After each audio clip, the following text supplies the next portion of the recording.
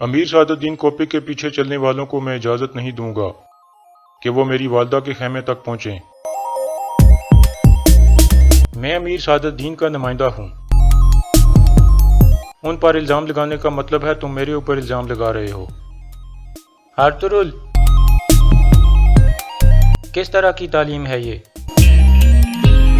السلام علیکم ناظرین، اس قسط کے آغاز میں آیت الن گمستکن کو ایک زہر کی شیشی دکھاتی ہے اور کہتی ہے کرکت کی پہلی بیوی دورو کو میں نے اس زہر سے مارا تھا اور اب اسی زہر سے میں کرکت کو بھی مار دوں گی۔ گمستکن کہتا ہے میں نے تم سے بہت کچھ مانگا ہے، لیکن اس میں جو سب سے برا تھا وہ تمہیں کرکت کی بیوی بننے کو کہنا تھا۔ آیت الن کہتی ہے اس بوڑھے آدمی کی بدبو تو کبھی نہ کبھی ختم ہو جائے گی، لیکن تمہارا مارگریو کا عہدہ ہمیشہ قائم رہے گا۔ تجتیکن اور گوکچے کی شادی والی رات کرکت کے لیے موت کی رات ہوگی اور اس رات وہ اپنی آخری سانس لے گا۔ دوسری طرف بانو ججک آیت الن کا وہ صندوق کھولتی ہے جس میں اس نے سلجان کا کڑا رکھا ہوا تھا۔ تھوڑی دیر بعد وہ کڑا اسے مل جاتا ہے اور اسے یقین ہو جاتا ہے کہ سلجان ٹھیک کہہ رہی تھی۔ اتنے میں آیت الن اسے آواز دیتی ہے۔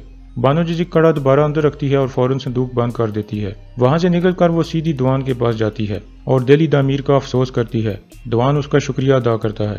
پھر بانو کہتی ہے پچھلی بار جو باتیں ہوئی تھیں وہ ماضی کا حصہ ہو گئی ہیں، میں کچھ زیادہ ہی غصہ کر گئی تھی، اب ہمیں وہ باتیں بھول جانی چاہیے۔ دوان پھر شکریہ ادا کرتا ہے اور وہاں سے چلا جاتا ہے۔ اس کے بعد بانو ججک سلجان کے خیمے میں جاتی ہے اور کہتی ہے مجھے بتاؤ تمہیں آیت الن پر شک کیوں ہے؟ سلجان کہتی ہے میں نہیں بتا سکتی، لیکن تمہیں یہ پتا ہونا چاہیے کہ اس عورت نے پہلے کرکت بے کے خیمے میں زہر پھیلایا ہے اور اب حائمہ خاتون کے خیمے میں پھیلانا چاہتی ہے۔ بانو ججک اس کی گردن پر خنجر رکھ دیتی ہے اور کہتی ہے میں تمہارے لیے کرکت بے کے خیمے میں داخل ہوئی تھی اور چوروں کی طرح تلاشی لی اور پکڑی جانے والی تھی۔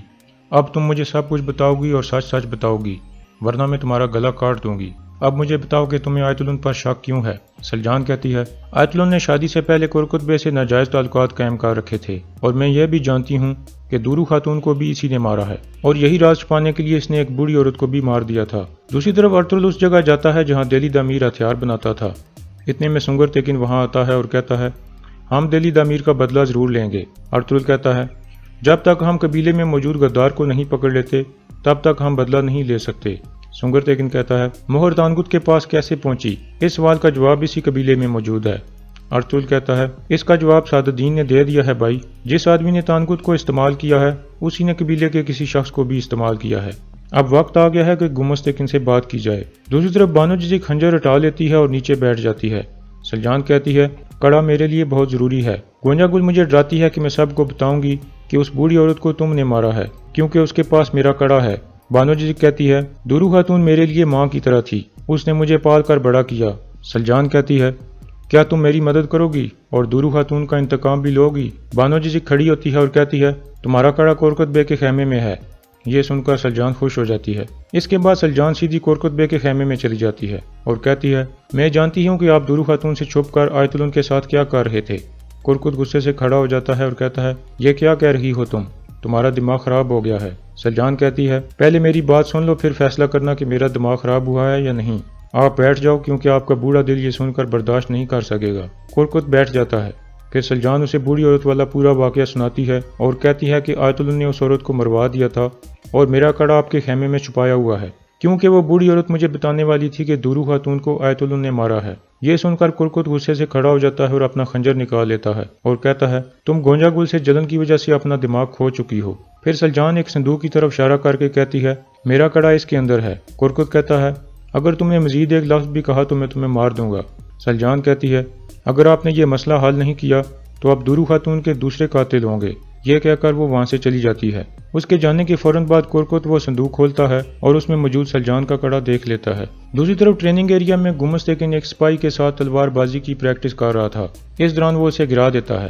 اتنے میں ارطغرل اور سنگر تیکن وہاں پہنچتے ہیں۔ گمستکن سپاہیوں سے کہتا ہے مجھے لگتا ہے کہ آپ کو گندوگدو کی مزید ٹریننگ کی ضرورت ہے۔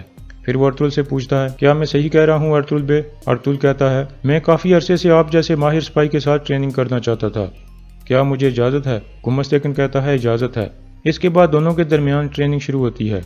ارطغرل اس پر حاوی ہو جاتا ہے۔ ارطغرل کو اس پر غصہ بھی تھا کیونکہ اسے گمستکن پر شک ہو گیا تھا کہ یہی غدار ہے۔ اس دوران ارطغرل اس کی تلوار گرا دیتا ہے اور اپنی تلوار اس کی گردن پر رکھ دیتا ہے اور کہتا ہے مہر سعادالدین کے کہنے پر قبیلے سے چوری ہوئی ہے اور اس کے کسی آدمی نے چوری کی ہے۔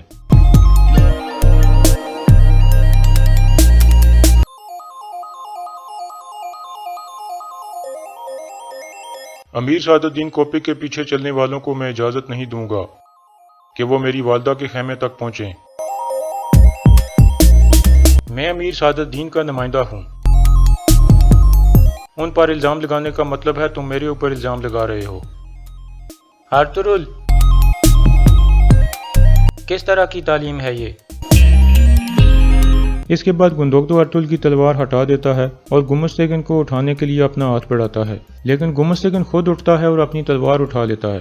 گندوگدو اس سے پوچھتا ہے کیا بات ہے گمستگن بے؟ گمستگن کہتا ہے تمہارا بھائی سعادت الدین اور میرے اوپر الزام لگا رہا ہے کہ میں نے سعادت الدین کے حکم پر مہر چوری کی ہے۔ گندوگدو ارطغرل سے پوچھتا ہے تم ایسا کیسے کہہ سکتے ہو بھائی؟ قبیلے میں پہلے ہی کافی مشکلات ہیں اور اب تم امیر سعادت الدین سے بھی پنگا لے رہے ہو۔ ارطغرل کہتا ہے میں نے صرف یہ کہا ہے کہ سعادت الدین کے کسی آدمی نے مہر چوری کی ہے، اس کا ایک ملازم ہمارے قبیلے میں رہ رہا ہے۔ گمستگن کہتا ہے تو پھر یا تو میرا ہاتھ کٹے گا یا تمہاری زبان کٹے گی تاکہ ہمارے درمیان یہ فتنہ ختم ہو سکے۔ یہ کہہ کر وہ غصے سے چلا جاتا ہے۔ دوسری طرف سلجان واپس اپنے خیمے میں آتی ہے اور بانو ججک کو بتاتی ہے کہ میں نے کرکت بے کو سب کچھ بتا دیا ہے، تم پریشان مت ہو۔ بانو ججک کہتی ہے اب آپ جو مجھے کہیں گی وہ میں کروں گی۔ پھر بانو ججک سلجان کے خیمے سے نکلتی ہے تو آیت الن بھی چھپ کر اسے دیکھ لیتی ہے اور سمجھ جاتی ہے کہ اس نے سلجان سے ملاقات کی ہے۔ دوسری طرف ارطغرل اور اس کے دونوں بھائی واپس حائمہ خاتون کے خیمے میں آتے ہیں۔ گندوگدو ارطغرل کو غصے میں کہتا ہے یہ تم کیا کر رہے ہو ارطغرل؟ گمستگن کو اس طرح کی بات تم کیسے کہہ سکتے ہو؟ شور سن کر حائمہ خاتون اور حلیمہ بھی باہر آ جاتی ہیں۔ پھر گندوگدو کہتا ہے ارطغرل نے اپنی زبان تیز کر لی ہے تاکہ وقت آنے پر گمستگن کا سر کاٹ سکے۔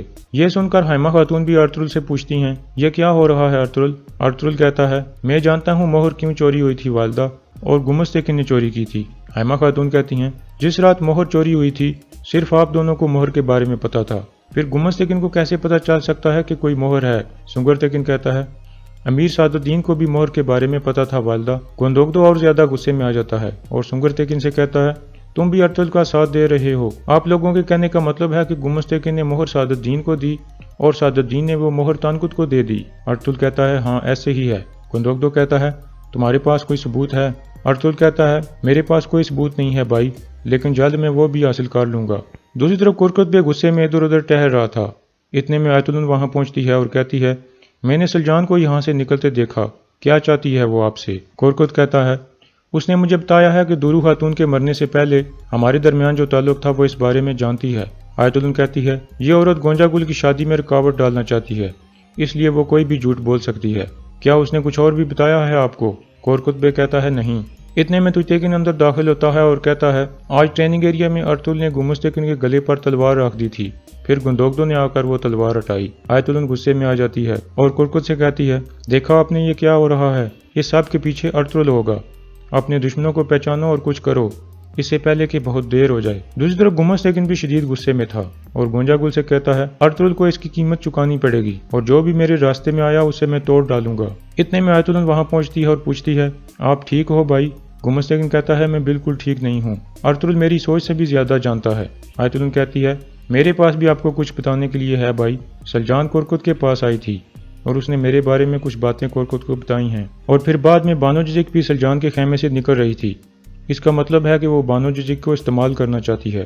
گمستگن کہتا ہے یہ معاملہ بہت لمبا ہوتا جا رہا ہے۔ آیت الن کہتی ہے جب تک کرکت مر نہیں جاتا تب تک ہمارے لیے کوئی سکون نہیں ہے۔ گمستگن کہتا ہے تجتیکن اور گوکچے کی شادی ہونے دو، پھر کرکت کو ختم کر دینا۔ دوسری طرف سلجان حلیمہ سلطان کو بتاتی ہے کہ میں نے کرکت کو ساری باتیں بتا دی ہیں لیکن اس نے مجھے نکال دیا، لیکن میں نے شک کا بیج اس کے اندر بو دیا ہے، اب دیکھنا ہے کہ وہ آیت الن سے کب اس کا حساب لے گا۔ دوسری طرف گمستگن گونجا گل سے کہتا ہے تم گندوگدو کی لگام کھینچ کے رکھو، وہ تمہارے بارے میں پریشان ہے اور تمہیں کھونا نہیں چاہتا۔ میں بھی گندوگدو کو ارطغرل کے خلاف بھڑکانے کی پوری کوشش کروں گا اور اگر ہو سکا تو حائمہ خاتون کو بھی اس کے خلاف کروں گا۔ پھر وہ آیت الن سے کہتا ہے تم بانو ججک کا منہ کھلوانے کی کوشش کرو اور پتہ لگاؤ کہ اس کے پاس کون سا راز ہے۔ اور یہاں اس قسط کا اختتام ہو جاتا ہے۔